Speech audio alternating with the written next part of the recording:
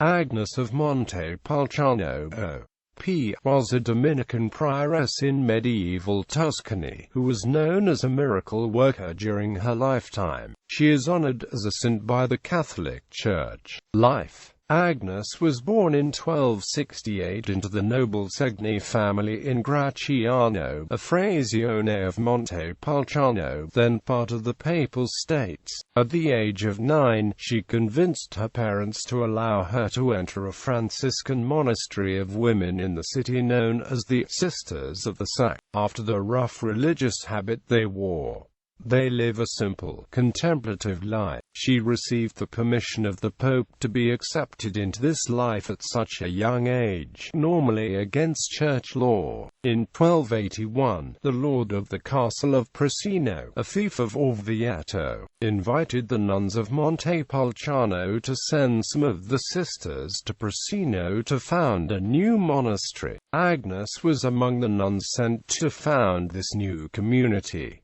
At the age of 14, she was appointed bursar. In 1288 Agnes, despite her youth at only 20 years of age, was noted for her devotion to the Blessed Sacrament and deep life of prayer, and was elected as the abbess of the community.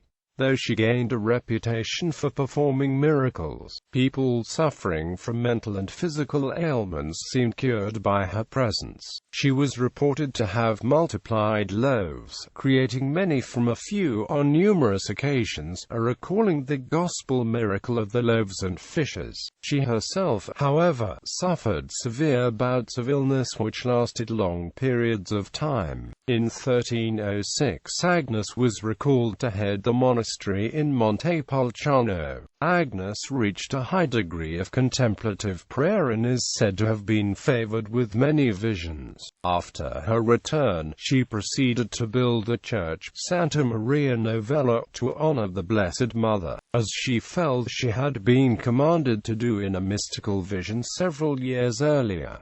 She also had a vision of Saint Dominican, under the inspiration of which she led the nuns of her monastery to embrace the rule of Saint Augustine as members of the Dominican order. She was frequently called upon to bring peace to the warring families of the city. By 1316, Agnes' health had declined so greatly that her doctor suggested taking the cure at the thermal springs in the neighboring town of Cianciano Terme. The nuns of the community prevailed upon her to take his recommendation. While many of the other bathers reported being cured of their illnesses, Agnes herself received no benefit from the springs. Her health failed to such a degree that she had to be carried back to the monastery on a stretcher. Veneration. Agnes died the following 20th of April, at the age of 49.